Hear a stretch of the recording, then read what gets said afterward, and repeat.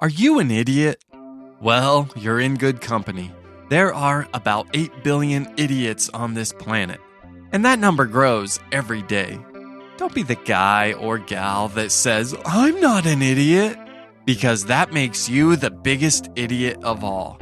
We all have our moments of brilliance and our moments of idiocy. Embrace it, folks. Don't be ashamed. Without those idiot moments, we would never be able to appreciate our brilliance.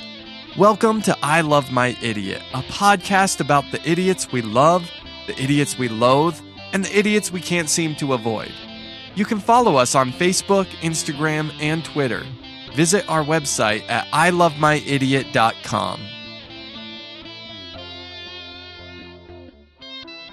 Welcome to episode 11 of I Love My Idiot. I'm your equal host, Clyde November. And I'm Rosie November. And we're so glad to have you with us today. So, Rosie, I did a recent checking on Facebook, and we are up to 5 people who have recommended The Man That Killed Hitler and then The Bigfoot. You got 5 more to go before I'm going to watch this thing. If you get 5 more, I'll even do a Facebook Live video of me watching. Oh my gosh, that would be so awesome. Dude, our viewers are going to love it. Watching the back of my head as I'm watching this movie that was made by some kid on an iPhone. All right, but in the woods that's related to Sam Elliott. Did you forget the actor? Yeah. Here's the thing. You have to stay awake during the movie. There's no dozing off. How am I going to stay awake through this movie? Oh, it'll be easy because I'll be nudging you constantly. Oh my gosh. All right. Well, if you can get 5 more people, then I will do a partial Facebook Live video of me watching like the first 10 minutes of this movie. It'll be like when we watched 13 Going on 30 the whole time. Yeah. And you claimed it was one of your favorite movies, but you kept nudging me like, "Are you awake? Are you awake?" And I kept dozing off. I wonder why. And then maybe at the end, we can do another Facebook Live video of me giving it a formal review. Because like I said, I don't think this is a real movie. I don't think it's a real production that had any sort of money. Well, I can't say how much money was behind it. I don't want to throw out judgments, but it looked legit to me. That's all I'm going to say. iPhones these days can make pretty good videos. That's true. My latest phone, I've actually made some pretty high quality videos. In fact, I was watching someone do a Facebook Live video that clearly had like a phone that's like 3 or 4 editions old. And I was like, how can people stand to watch this? It looks like garbage. Update your phone, people. Oh my gosh. We used to make videos on those crappy little Nokia phones with those teeny tiny screens, you know? And it was like really cool because you had a little teeny video. It's all pixelated. You can't make anything out. Exactly. Even squinting, it doesn't look like you're a real person. But, you know, it was what we had at the time. So cameras have come a long ways on phones. Now, when I was little, cameras didn't have the digital aspect to them. And one of my hobbies was sneaking into the camera and taking a random picture so that when my parents printed the film, they would be surprised by some picture. A lot of times it was like a selfie of me. I was doing selfies before selfies were a thing. I think invented we all that. Were. No, you did not. My favorite thing about the old cameras was the little wheel that you got to turn, you know? Ooh, it made that clicking sound. Yeah. Yeah. Or when you were taking the last picture, it was like, and it just started it winds up the film. Winding up. Yes, I remember being on a vacation to Yellowstone, I believe. I pushed the button that opened the back door of the camera to where you could get the film. You ruined a whole roll. It did, and it was the only roll of film we had. Clyde, you ruined this family vacation. We're never going to remember these memories. Oh my gosh, I know. And film wasn't cheap back then, so no, it you wasn't. waste like $5 of your dad's money, and you know how your dad feels about $5. Oh, that man counts every penny. Every penny. Every single penny. In fact, we borrowed his truck this weekend because Clyde and I are getting ready to move. He sets the odometer every time that he fuels up. And you and I played a little trick on him and put like $3 extra of gas in it. We put in just enough gas so it's not obvious that someone put gas in. We just want to play this trick on him to make him think that maybe his truck gets like an extra mile this time. Like he'll be trying to figure out like, was the wind in my tail this time? This man is an engineer, so I'm sure he'll be like, oh, I did take more downhills this time. That really saved us. Knowing Dad, he'll probably know exactly. I know. Oh, well, Clyde must have put $2.97 in. And then he'll call you and be like, you're such an idiot. Why'd you only put $3? Here's the thing. We borrow Papa November's truck probably at least 3 times a month. And we never fuel it up. We're the worst kids. Like, we use all the gas. Whoa. Return it. Never is a strong word. I did that one time. One time you fueled up, and it surprised the heck out of him. He was like, oh my gosh. I know. We're like the worst kids ever because we borrow it and it's mostly always full. Yeah. And it's also in pristine condition, like not a piece of dirt in this vehicle. He doesn't believe in eating in his truck. Last time we borrowed it, I had a bag of potato chips. Clyde was like, don't you dare eat that. There's no eating in the truck. And so then I said, I promise I'll be really careful. And so after we were done, Clyde was like inspecting the seat and he found like 3 crumbs. And he's like, I told you not I was picking individual crumbs up. All because he didn't want Papa November to be mad at him. Well, Dad's called me out on it multiple times. One time, little Rosie was in the back seat. Yeah. We put car seats in. Here's the thing. I didn't give her food, but there must have been some leftover crumbs stuck in her car seat. So somehow they fell on the seat. Dad was not happy about that one. He can always tell. Imagine having that as a father when I was little. One time, I scraped his truck up against a bush. And a tiny piece of the bush like got in the siding and it ripped a little tiny piece of this bush off. Anyways, my dad saw that, sat there studying the little limb of the bush and was like, I recognize this bush. This came from Andrew's house. He has that little turnaround circle. My gosh. And the crazy thing is he was actually accurate. I told him, of course, it wasn't from me. He's probably like smelling it. Yep, smells like Andrew's house. He's like, oh, that's definitely cedar spruce. Yeah, exactly. Or whatever. I don't know the names of bushes. This actually is a great moment to talk about our topic of the week. We're going to talk about idiot drivers today. Idiot drivers are something that people come into contact with all the time. But here's the thing, people. If you try to tell me you have never been an idiot driver, you're a liar because we all have setbacks. We all have that moment. I was an idiot driver this morning. I was that person who was going too fast, although the light was orange, and I had to stop like really quickly because it turned red. So I'm like halfway in the intersection.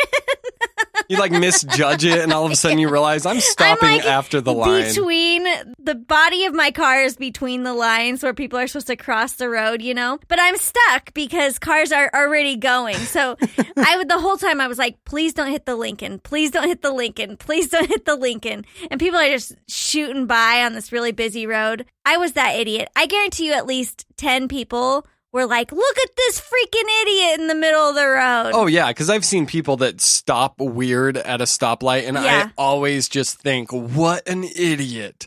I never know. Should I just run the red light? If I'm already that committed that I'm in the middle of the crosswalk, should I just run it? I would say run it. I'm always so scared to do that, though. Like, I'm scared of getting, like, side slashed by a car. I would say 90% of the time, you're going to be okay. And we've talked about you honking your horn. I think that that's an idiot move, but you do it all the time.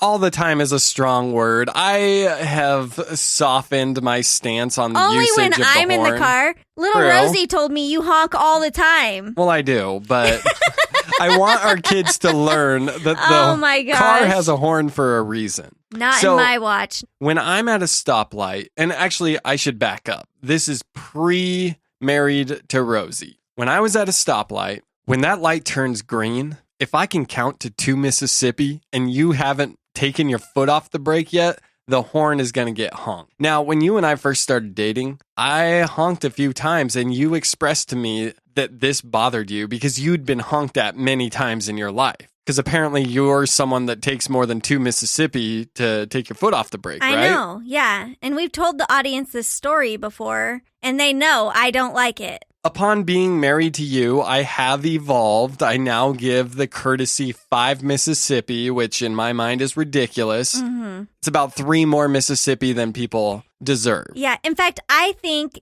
that this is the moment when you became Lynette's spirit animal, was the fact that you honk your freaking horn at people who are being idiot drivers. Yeah. She's a honker as well. Oh, yeah. She left us a message on Facebook about how she was honking at someone only to find out that their car had broken down. That's when you feel bad. Yeah, which, I had a moment of regret honking once too. So I'm sitting at a red light and the light turns green and I give someone my customary 2 Mississippi and they don't move. So I tap on my horn and here's the thing. My first horn is never an angry horn. It's always a tap of the horn that tells the person, wake up, it's time to get moving. So I tap on the horn and the car still doesn't move. So now I have to go to level 2, where you don't tap on the horn, but you kind of lay on the horn a little. They still don't move. So now I go to level 3, which is when you're screaming obscenities. Dude, I hate Clyde at level 3. It's the worst. Level 3 means you're doing something really idiotic, and I'm now very upset. So I'm laying on my horn, but doing like Morse code, like beep, beep, beep, beep, beep, beep, and yelling obscenities. And I'm thinking, put your makeup away, lady. Get moving. I'm assuming it's a lady. I have no idea. Sorry if that offends people. And then all of a sudden, driving right through the intersection is an ambulance with its lights blaring. And I had the music so loud that I couldn't hear the sirens. Mm-hmm. The person in front of me turns around and looks back at me and makes eye contact with me. You are a freaking jerk, Clyde. I know. And I was like, oh my gosh, I'm the biggest idiot right now. I'm that idiot driver. Dude, my favorite is when they'll get in the other lane so that they're even with you so that they can actually take that minute to look at you and make sure you know that they don't like you. To really size me up. I drive a nice car now. I didn't ever have a nice car before this car, but I finally have made it. I drive a Lincoln. It's my baby. I love it. I know, you cruise around in style. Dude, it's my favorite car I've ever owned. I just feel so blessed. And we got this car at an auction, so we got a freaking steal of a deal on it. The other day, I was driving, and this lady in this really crappy Toyota Tercel or something, like it was breaking down, just terrible looking car, was on the side of me, and she was pointing at my car and then pointing her nose up, like as if I'm stuck up for driving this car. What? And I'm like, dude, you don't even know me, and you're making a judgment by the car that I drive. And so then I was like, thought she was just trying to get my attention or something. I wasn't sure what she was doing. And then I rolled down my window and she actually shouted at me that I'm like a stuck up B word. Wow. Out of nowhere. This lady's got some angst. Yeah. I'm like, what, do you got problems with Lincolns? Like, did Matthew McConaughey make you mad recently? I don't. Well, have you seen the last couple movies he's been in? In this situation, you can't shout out like, I only got it for $20,000 at a freaking auction, because she doesn't care. She just thinks I'm stuck up because I drive this nice car. It made me feel gross all day long. That is a weird situation. Although she's the one that should feel gross, polluting our air in that beat up Toyota. Right, I know. Come on, lady. Yeah. You're better than that. I mean, Toyotas are known for running forever, but if you're still driving your 1980 Tercel that's got black smoke coming out the back, probably has 300,000 miles on it, it might be time to retire it. It's time to upgrade. Also, don't make judgments on what people drive because you don't know the circumstances in which they got that vehicle. Clyde and I would never have a vehicle this nice had we not went to that auction and got it. And you know what? There's nothing wrong with working your whole life driving crappy cars and finally getting to that point where you can upgrade. Which, by the way, when you said that this is the first nice car you've ever driven, guess who inherited the car that you used to drive? You always inherit the last car I had. That's right. So when Rex was born, we felt guilty driving around our infant child in these unsafe cars. Yeah. So we invested in a Buick Rendezvous, which was a total piece of junk, but better than what we were driving. And it was used. I mean, it already had 120,000 miles on it. Which was amazing because it was only 5 years old. Right. Whoever drove it drove the crap out of it. He must have been a commuter of some kind. Yeah. Rosie drove this Buick Rendezvous for a while. Yep. And then it only took us, I would say, about 3 months of driving that car before we realized that was a piece of crap. Yeah, it was actually less safe than the Malibu. Oh, yeah. And you know what? It broke down on me so many times. Clyde would have to come pick me up on the side of the freeway somewhere. It was just an awful car. The transmission went out. The engine went out. The windshield wiper engine went out. Three times. The motor of the in windshield wiper. Yeah. And the electric windows. The motors went out multiple times. Yeah. And we had it under warranty for about 5 years. And so we just kept taking it back and getting it fixed. But I felt like that car was always in the shop. Now, my favorite thing is the fact that it had that weird whistle. Yeah. And I know what you guys are thinking. You're thinking one of the windows didn't seal, but it wasn't that. The whistle was coming from somewhere underneath the car. I know. And we took it to multiple mechanics. No one could ever figure out what this whistle was. Yeah, so we just had to live with it. But it was so loud and annoying. And every time anyone would ride in our car, they would ask, "What's that? What's that whistle?" Yeah. And then after that, we bought a Kia Sorento that was also used, had about 100,000 miles on it. And came with snow tires. It came with snow tires. We and had to buy June. real tires for it. So it's like, great, we just bought this car. Now we got to go buy tires. Yeah.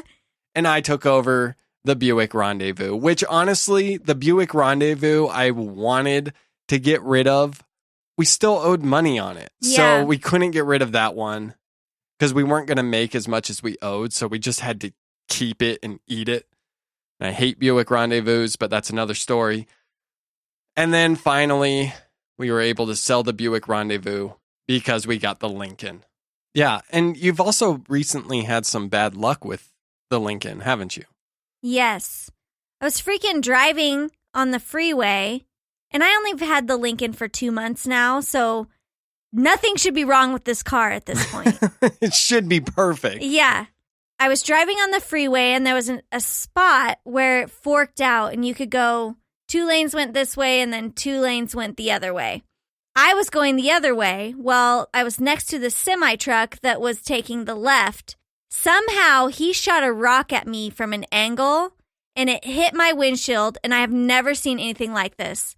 Within a minute, the entire windshield cracked into one gigantic crack. In fact, I no longer felt safe in the vehicle because it just kept cracking. And then the crack turned into this spider of a crack that was just going everywhere.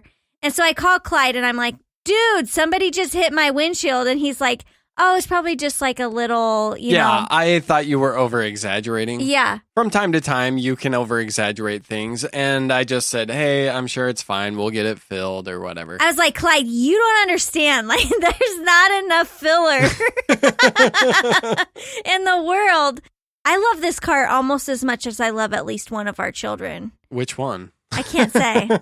I was so disappointed. My beautiful Lincoln had a bad windshield. I called the dealership that we typically buy cars from, and I said, hey, do you know anybody who does windshields? And this guy named Slavin answers the phone, and he's like, yeah, my brother, Ivan, does windshields. And I was like, cool, Slavin, can you give me Ivan's number? And he's like, yes, I will give you Ivan's number. Now, I don't do accents very by these well. Names, these people were European or something. They're definitely like some kind of Slavic language. Anyways, I call Ivan. I can barely understand him on the phone. And I said, I need a windshield. And he's like, what kind of windshield do you need? That's the best I can do. And I was like, for my Lincoln. And he's like, I know the windshield. I didn't have to take a picture or anything. This guy rolls up to my work 3 days later in an unmarked van. He wants cash only. No trail that the government can track. I don't have a receipt for this transaction. In fact, I don't think the government knows this transaction happened. Oh, yeah. We talked about jobs that the government doesn't know about.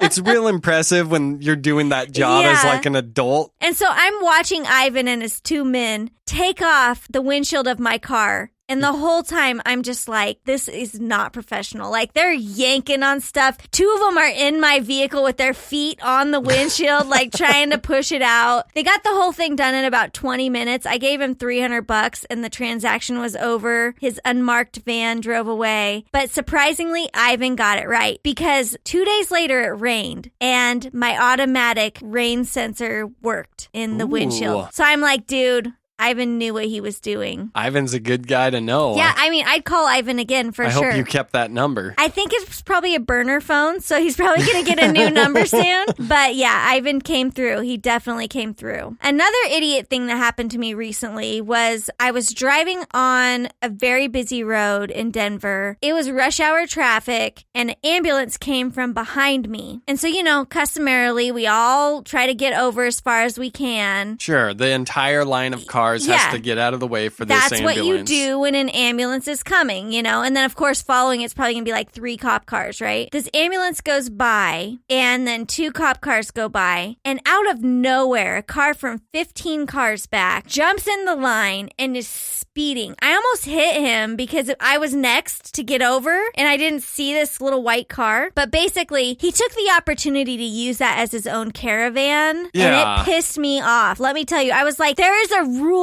You're in a line. There's a rule in lines. First goes first. He didn't give a crap. He's using that as his own personal police escort to work. What a freaking jerk. We're all on our way to work, guy. Keep your place in line. You know what I mean? And I just feel like that's so dangerous to do that because any one of us could have accidentally hit him because we're thinking that we're the next person in line, you know? I mean, you got to do what you got to do. If you're late for work, I've done some pretty desperate things when I've been late for work. Sometimes I'll give people grace who are idiot drivers and I'll think, oh, it's probably like a student or something. 9 times out of 10, when I actually get over where I can see a person, they're grown-ass adults who should know better who are making these stupid idiot driver moves. I used to be a very timid driver. When I was a kid, I was a scared driver. I would almost call myself a scared driver. I was constantly worried. I was never aggressive behind the wheel. I would never dream of honking at someone. You know, I was very timid. And then something happened to me. I got sent overseas to serve in Iraq, and they made me a driver. Dude, that is like the worst job for you. I don't know why they gave you that job. No, I'm actually grateful because it made me the driver I am today. As I said, I was a timid driver, and I purposely volunteered to be a gunner because I was like, I don't want to drive behind the wheel. And I saw videos of what it was like to drive in Iraq. There are no traffic laws. Have you ever been to like a bumper car, like a rink? Oh, yeah. Yeah, that's what it looks like when you're driving. Like no one follows any rules. They don't care about what side of the road you're on. People, instead of honking to get people to move, you just nudge them. Oh my gosh. Like, it's absolutely crazy. It's anarchy over there, people. So I volunteered to be a gunner because I wanted nothing to do with the driver's seat. And then it came the day where we were all getting our assignments to convoy into Iraq. And I get listed to drive some huge truck. Dude, you don't even have certification for that. No, I didn't. Military policemen get certified on like the little Humvees. Oh my gosh. They put me on some giant truck. And you're like driving a semi for the first time. Yes, and I was like, dude, I don't know how to drive that. And so I was like, oh, this is going to be awesome. I can use this as a way out of this. So I went down to the motor pool. I walked up to the motor pool sergeant and I said, Sergeant, they listed me to drive the LMTV and I'm not certified. Here's my license. All I'm certified is on these vehicles, so I can't do it. And he sat there and he looked at my license and then he turned to me and he said, tell you what, Private November, we'll call this driver's training. If you get to Iraq alive, we'll add it to your license. I was like, this is bull. So my first time getting behind the wheel as we're leaving the wire in Kuwait to go into Iraq, and I'm like stalling the thing out. Oh my gosh. I've got 10 vehicles in front of me that are already leaving us behind. I've got 20 vehicles behind me honking at me because I've stalled the thing out. I'm like, my team leader's yelling at me. I'm like, gosh. I'm sorry. I don't know how to drive one of these. But you know what? I was pretty good at driving that thing. Yeah. I only had to drive it for about 4 or 5 days. I did make it, and then they added it to my driver's license. So every now and then when it was convenient for my platoon, where we needed a big truck, they always said, hey, November is a certified truck driver now.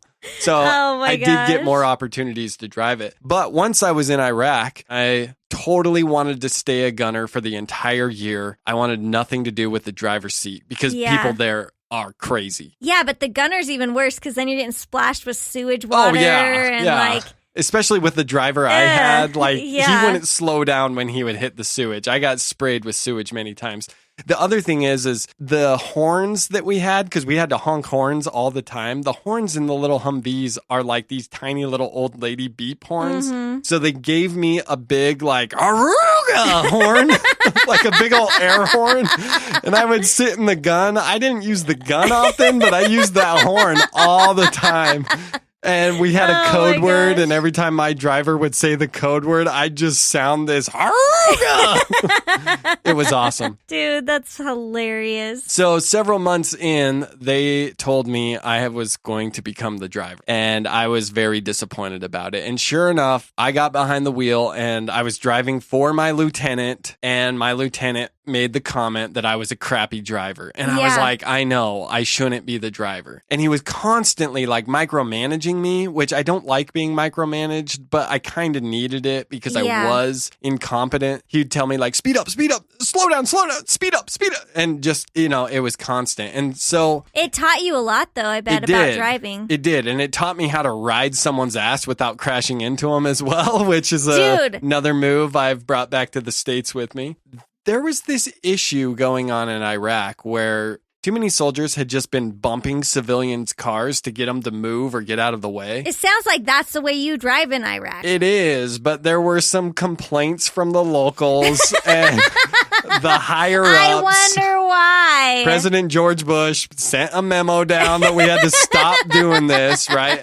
I'm serious. This came from on high. Oh my gosh. So we have this big platoon meeting where our lieutenant says, okay, no one can drive aggressive anymore. We have to drive like normal citizens because, that was our advantage. We had tougher vehicles, so people would move for us. Your vehicle always wins. Exactly. So the next day, we're escorting some general. He's in the vehicle behind me, and I'm driving down the road, and I come up to this BMW. Now, we didn't see a lot of nice cars in Iraq, very few, but this was one of the few. He's not moving out of the way. And normally cars would pull over as the American convoy would come by. But this guy wouldn't pull over. So I start honking my horn at him. He's still not pulling over. So I tell Boomer up in the gun, give him the haruga. And he rings the horn. The guy's still not moving. So I'm like, all right, I'm just going to pass this guy. I'm trying to drive around this guy, but Iraqi roads are tight. They're smaller than American roads. The two of us barely fit on this road together. And as I'm passing him,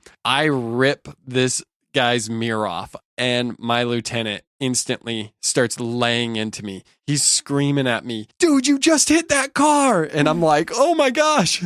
I'm sorry. What makes it worse is we're escorting this general. He's telling me, oh my gosh, this general is just gonna kill me. Oh, after about 15 minutes of him laying into me, we finally get to our destination. And we had this tradition after every convoy where all of the MPs in that convoy would get together and we'd talk and, get rid of some of that negative energy. So I walk over to that huddle of men and all my platoon mates start giving me crap. And all of a sudden I look over, and here comes this general. And he walks right up to our huddle.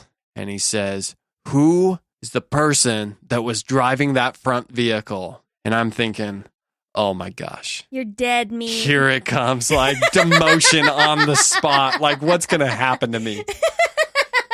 And you got that special license, so they need you. I know. This is an order that came from George W. Bush himself, all right? I am George Bush is going to come right over there and slap your hand in front of everybody. Exactly. But, you got to own up to what you did. So I stepped forward and I said, sir, I was the driver of that front vehicle. And he said, Private, that was the best damn driving I have ever seen in my life. That mother effer wouldn't move, and you showed him why America is the boss. I was like, oh my gosh. Okay. And then all of a sudden, my lieutenant steps up and he says, "Sir, that's my driver." As if like it was his doing. And then the general pats the lieutenant on the back and they go off together and, do whatever officers do. And I'm sitting here thinking, Lieutenant, you just yelled at me for 15 minutes on this. And now you're trying to take credit for my move? Yeah. Not that I was doing that intentionally, but. I hate slow drivers. People who drive too slowly, it drives me absolutely crazy because I'm a quick driver. I happen to marry a slow driver, so that's a little difficult for me. I like to pace myself.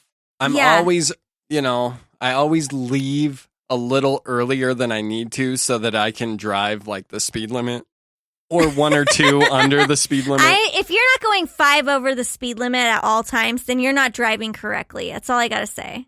I disagree. Also, another thing that Clyde does that's really annoying when he drives an idiot move, he takes the long way every freaking time. I call it the scenic route. Yeah. I like driving through neighborhoods and stuff like that. I hate it so much because usually one of the kids or I have to pee in the car. And then all of a sudden we're like 3 neighborhoods away from where we're going. And I'm like, what are you doing? Like, we need to get home right now. And you're like, oh, I want to see this thing over here I heard about. I'm like, Clyde. Yeah, I like driving. I would like to go straight home course today. So one of the things that I've learned is I have to tell Clyde, like, 10 minutes in advance, I have to pee really bad, so get us home. A lot of times, I am convinced that the scenic route is actually going to save us time because we're cutting through neighborhoods, and technically, distance-wise, it's shorter, but I guess it does add a little bit of time. I'll tell you where you learned that from. Papa November. Oh, yeah. My dad does that all the time. Except, oh my here's the gosh. thing. I do it here in town in the neighborhood. My dad will do it on cross-country journeys. Yeah. So one time, we were moving out of state. We only moved out of state once. We only stayed there a year. Going to the new place where we were moving, we ended up having a caravan. So there was Papa November in the front, Clyde in the middle in the U-Haul, and then me following behind in the car. Now, I didn't want my dad to be in the front, but he insisted because he knew the way to get there. And here's the thing about Papa November. He doesn't use GPS. He uses real maps. Yeah. I don't even know where you find paper maps these days, but he has an updated real paper map with the current road structures in his vehicle at all times. He has like a subscription, yeah, kind of like National Geographic. They just show up in the mail all the time. And I'm not even joking about that. That's a real thing. This is real, guys. They come in the mail. I don't know how he signed up for this. Yeah. But the guy will actually get yarn out and run it along roads to see which way is actually longer. And so he's always telling me I've found a shortcut, right? Yeah, and I've had hour-long debates with the man that says Google Maps knows it better than anybody. And so the time we were caravanning that you were talking about, he gets us off the main freeway. It has us drive through these little country roads. Guys, we're on a freaking dirt road. Yeah. With a U-Haul, a very large truck pulling a trailer, and me in my vehicle pulling another vehicle. And then we end up getting in this small one-road town. And guess what they're doing on that one road? Construction. And it's blocked, and the line, surprisingly, considering it was like a one-road town, the line is like 20 cars long. And I'm like, shoot. Yeah, and all of a sudden I see a sign that says the next gas station is in 45 miles. And I've only got a half of a tank left. And I'm thinking, we're not going to make it to gas.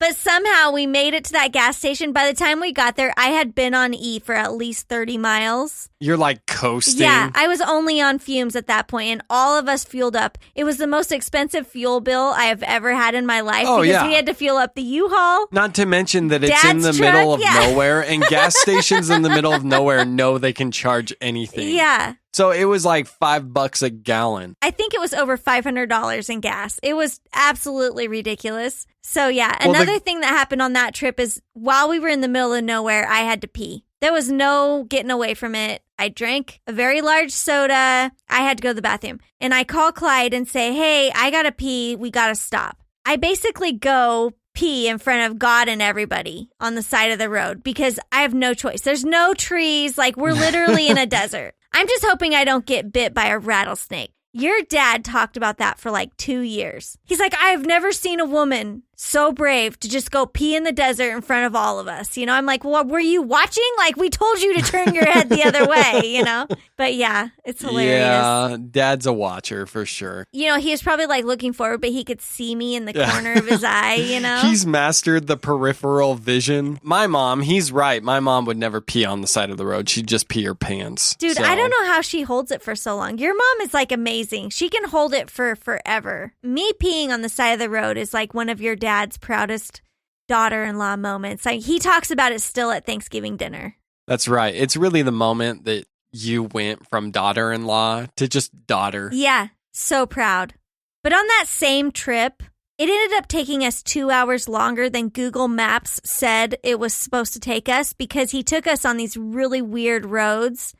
Although, have you ever had the GPS on while you're driving roads you're very familiar with and it tries to lead you a way that is like way out of the way? Especially with the new technology where they're trying to help you skip traffic. But here's the thing, Google can't exactly say how fast traffic's going to move. So a lot of times you'll still get there faster going on the route that you know, just because traffic will actually move a little faster than what Google thinks it will. Yeah, and I'm convinced that it's a scam and all these businesses pay these GPS companies money to make sure traffic goes by their stores. So I purposely drive the other way. I'm like, dude, I will not be had. And also because you want to see the scenic route. Let's just face it. Also, at least 3 times a day, because I drive a lot from client to client, I see somebody use their blinker the wrong way. Seriously, why can't people get their blinker right? Like, if you're going right, you go right with your blinker. It happens all the time, Clyde. Like, I'm astonished how often it happens. Oh, yeah. People are idiots. Or they don't even blink at all. Like, they just go. And you're like, holy cow. Like, where'd you come from? It's like they made a device that, you know, tells people that you're turning. You know that, right? You have to use that device to pass your driver's license test. So use the tools and resources that have been given to you in your vehicle. They're there for a reason. It's so unsafe not to use your signaling. And if your signals don't work because you're driving some shitty Tercel, use your arm. Like, let somebody know. Learn the hand signals. I about hit you when you didn't use your blinker or your arm. When I was in college, this was a moment where I was eavesdropping on someone, which I do from time to time. I'm sorry, people. But just know that if Clyde is in the room, I'm listening. She was being dropped off at school, right? Now, it's a big campus. So if you drop someone off on campus, they could still potentially have to walk like a mile. And she was being dropped off by her husband. And her husband wanted to drop her off in some back corner of the campus. And she said, no, you're going to drop me off at my building. And he said, but then I have to take an extra 10 minutes driving through traffic. So she's like, no, you're going to drop me off because if God wanted me to walk, he wouldn't have invented cars. And she's telling some complete stranger, and she was a complete stranger. That's a girl who is a future life in obesity. It wasn't future, actually. And I overheard her telling this story, and I couldn't help it. And I turned to her and I said, did you realize God did not invent the vehicle? Yeah. And she had this look on her face like, what? And I was like, yeah, this guy, I think his name was like Henry Ford or something.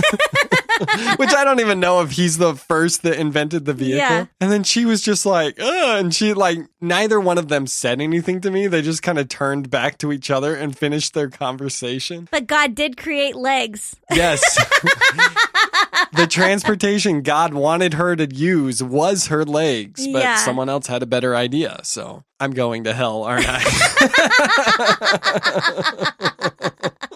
Yes, Clyde. Here's the thing. Idiot driving, I think, expands further than just the motor vehicle. It also expands into bike riding. Yes. If you ride a bicycle, which I'm proud of you for doing that, I don't like to ride bikes, so the fact that you do makes you a hero in my eyes to begin with. But please know that you are not a regular car on the road, and therefore your laws are different than our laws. And if somebody hits you, it's because you were in the freaking road. Seriously. Stay out of the road. Yes. Like, use the bike lane. That's why there's a bike lane there.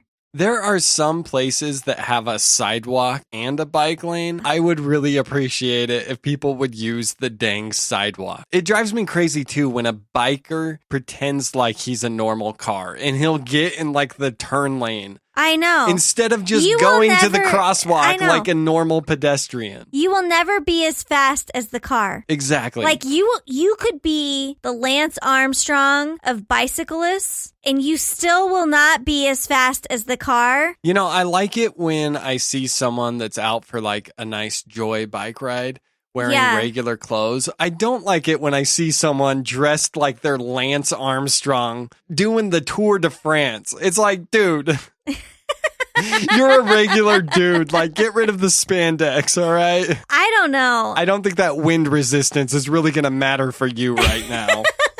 Sometimes they are doing some sort of race that we don't know about, possibly with themselves.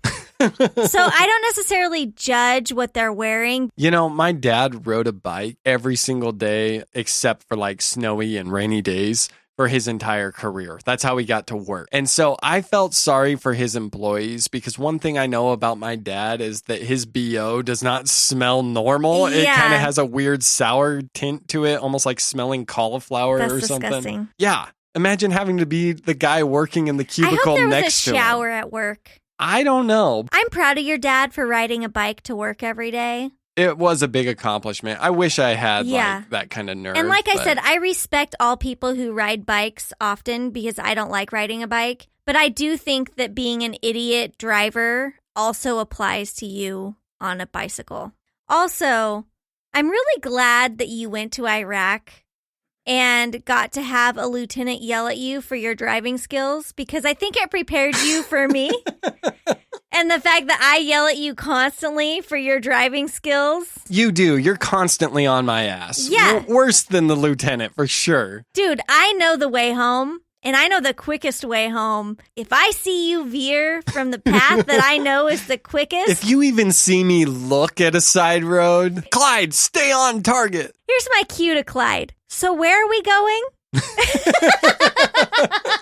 You say that almost every car drive. And he knows. As soon as I say that, he knows he better get his ass back on the line because I know that he's veered too far from the path. She also yells at me anytime I use the horn. She yells at me if I'm driving too slow. Yep. And now little Rosie also yells at you for those things, which is awesome because I'm not always in the vehicle, but little Rosie almost always is in the vehicle with you. And she reports back to me. I know. She rats me out. Yeah. She's like, Mommy took too long to get home today. Like, she's got it timed, and she knows. She has the spidey senses that you have taken a path too far. And also, she always reports to me how many times you use the horn.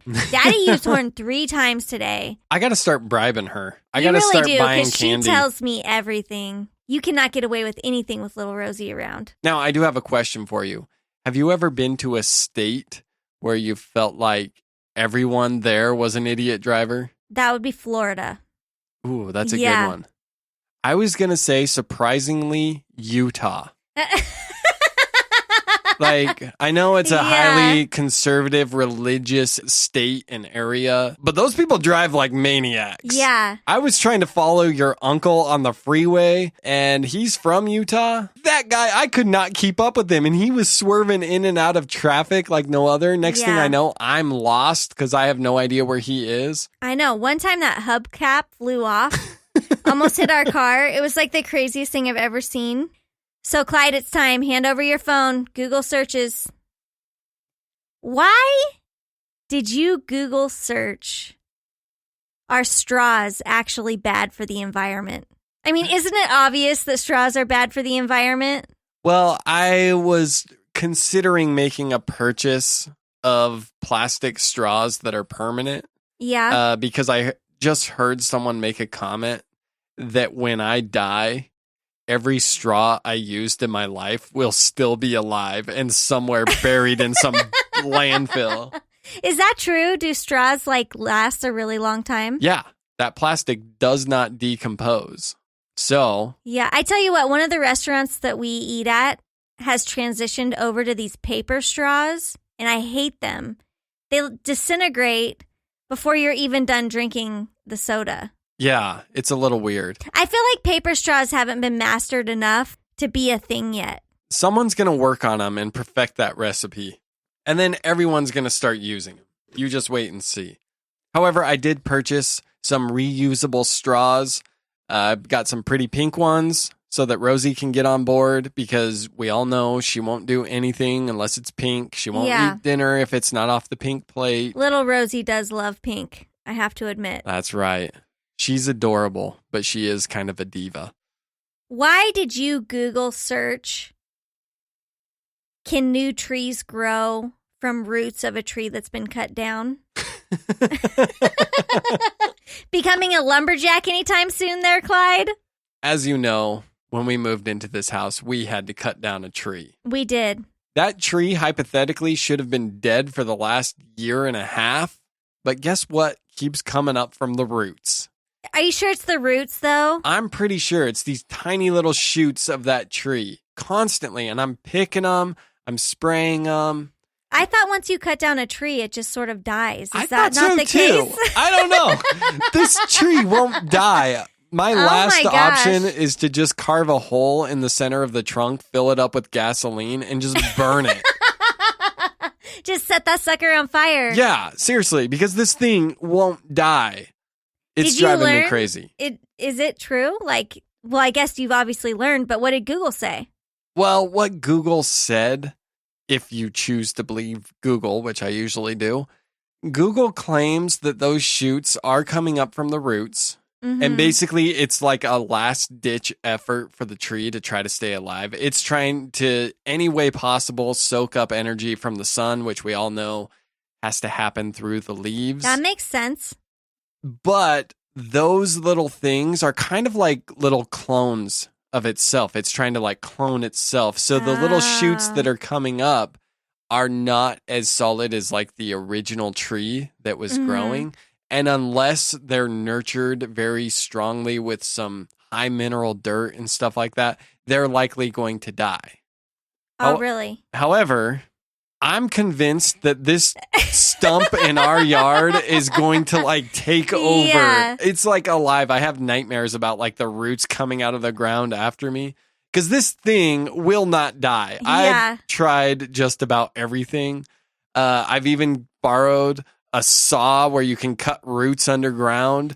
I've cut out so many chunks of roots. This thing won't die. It's driving me crazy. Well, eventually it will die. It's just going to take a while, it sounds like. Hopefully. If we could put a human on the moon, I should be able to win this war. Yes. Human determination should be able to conquer all. I think your war with the tree will eventually be over. Plus, we're selling this place in about 2 months. Yeah, it's about to become someone else's war with the tree, which I'm totally fine with. This is the real reason we're selling. Right. We can't get rid of the tree, so it might as well be time to sell. Exactly. So if you're the one buying our house, have fun. Hopefully you don't listen to this till after we close. Why did you Google search, why do goats have crazy eyes? Have you ever made eye contact with a goat? Okay, so real life story. I took the kids to a tiny little petting zoo. Rosie was so excited to feed the goats. And they had these little quarter machines, right? Yeah. Where you could spin them and, kind of like the candy machines. Cute. I know. And there was one that she kept calling the baby goat. Aww. It was this cute little goat. And then the mean lady that worked there kept being like, it's not a baby. It's called a dwarf goat. Little Rosie doesn't know the difference. I know. And then she kept being like, the baby. It's a dwarf. And I'm like, dude, lady, is Way there... to be the idiot to correct a 4-year-old, you know? And then like be offended that the 4-year-old doesn't change her behavior. Yeah. I'm like, lady, is there a less offensive word than dwarf you could be using right now? Come on. This is 2019. Exactly. Get with the program. Change your ways already. However, this little tiny baby goat could not get little Rosie's goat food because the giant goats kept coming over and they're like super aggressive and trying to steal this food. And little Rosie was not having it. No, she's a fairness person. No, and she kept yelling at the big goat. And then the weirdest thing happened. I'm sitting there making eye contact with that goat, staring straight into its eyes. Yeah. And then randomly one eye shifts, only one eye, and starts making eye contact with little Rosie. So he's locked into me with one eye, locked into little Rosie with the other eye. Now keep in mind the height difference between little Rosie and I is probably about 4 feet. So one eye is pointing straight up at me and the other one's at little Rosie. And I said very quietly, little Rosie, back away. Back away. This goat is not normal. So I've heard of animals like chameleons being able to separate their eyes and look in different directions. Do goats have that ability? I had not heard of any mammals doing it. Now, according to Google, that's not something goats should be able to do, which tells me this one just had like a lazy eye, except I swear to you, I saw the eye move and shift. Like it would be one thing if it started out that way. I could pass it off as a lazy eye. This goat was possessed. I'm convinced of it. Not to mention that was the goat that kept attacking every other goat. Oh my God. Once people were trying to feed those other goats. So anyways, goats are scary. I don't like them. Well, on that note, Clyde, it's been another great episode. We want to thank our listeners for listening.